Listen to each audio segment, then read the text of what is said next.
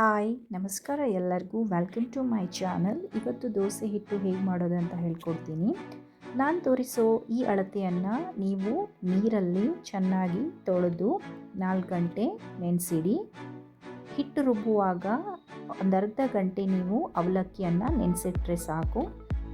ದೋಸೆ ಹಿಟ್ಟು ರುಬ್ಕೋಬೇಕಾದ್ರೆ ಜಾಸ್ತಿ ನೀರು ಹಾಕ್ಕೊಂಡು ಒಂದೇ ಸತಿ ರುಬ್ಕೋಬೇಡಿ. ಯಾಕಂದರೆ ದೋಸೆ ಹಿಟ್ಟು ನೀರಾದರೆ ದೋಸೆ ಸರಿಯಾಗಿ ಬರೋದಿಲ್ಲ. ಅದಕ್ಕೆ ಸ್ವಲ್ಪ ನೀರು ಹಾಕ್ಕೊಂಡು ನೀವು ರುಬ್ತಾ ಬರಬೇಕಾಗತ್ತೆ. ಅದೇ ರೀತಿ ಅಕ್ಕಿಯನ್ನು ಕೂಡ ಒಂದೇ ಸತಿ ನೀರು ಹಾಕಿ ರುಬ್ಬಬೇಡಿ. ಸ್ವಲ್ಪನೇ ನೀರು ಹಾಕ್ತಾ ರುಬ್ಬಿದರೆ ದೋಸೆ ಚೆನ್ನಾಗಿ ಬರುತ್ತೆ. ಹಿಟ್ಟು ರುಬ್ಬಿದ ಮೇಲೆ ಅದನ್ನು ಎಲ್ಲ ಒಂದು ಪಾತ್ರೆಗೆ ಹಾಕ್ಕೊಂಡು ಈ ಥರ ಒಂದೇ ಡೈರೆಕ್ಷನಲ್ಲಿ ನೀವು ಹಿಟ್ಟನ್ನು ತಿರುಗಿಸ್ಬೇಕಾಗತ್ತೆ. ಈಗ ನಾನು ನಿಮ್ಗೊಂದು ಟಿಪ್ಸ್ ಕೊಡ್ತೀನಿ. ಮಳೆಗಾಲದಲ್ಲಿ ಮತ್ತು ಚಳಿಗಾಲದಲ್ಲಿ ಹಿಟ್ಟು ಉಬ್ಬೋದಿಲ್ಲ. ಅದಕ್ಕೋಸ್ಕರ ಹಿಟ್ಟು ರುಬ್ಬಿದ ತಕ್ಷಣ ನೀರು ಕಾಯಿಸಿ ಈ ಥರ ನೀವು ಮುಚ್ಚಿಡಬೇಕಾಗತ್ತೆ.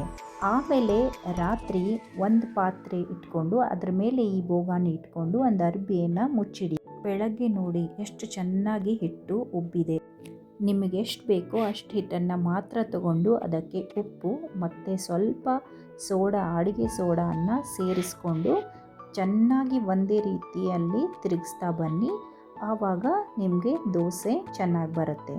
ಅದೇ ರೀತಿ ದೋಸೆ ಯಾವಾಗಲೂ ಒಂದೇ ಡೈರೆಕ್ಷನ್ನಲ್ಲಿ ತೀಡಬೇಕಾಗತ್ತೆ. ನಿಧಾನವಾಗಿ ಒಂದೇ ಡೈರೆಕ್ಷನ್ನಲ್ಲಿ ನೀವು ತೀಡಿದಾಗ ದೋಸೆ ಚೆನ್ನಾಗಿ ಬರುತ್ತೆ. ಆ ಕಡೆ ಈ ಕಡೆ ತೀಡಿದ್ರೆ ದೋಸೆ ಚೆನ್ನಾಗಿ ಬರೋದಿಲ್ಲ.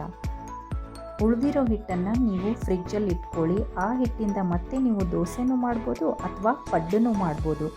ದೋಸೆ ಹಿಟ್ಟಿಗೆ ಮತ್ತು ಪಡ್ಡಿನ ಹಿಟ್ಟು ಎರಡೂ ಒಂದೇ ರೀತಿ ಕನ್ಸಿಸ್ಟೆನ್ಸಿ ಇರುತ್ತೆ. ಅದಕ್ಕೇನು ಸಪ್ರೇಟ್ ಬೇರೆ ಇರೋದಿಲ್ಲ.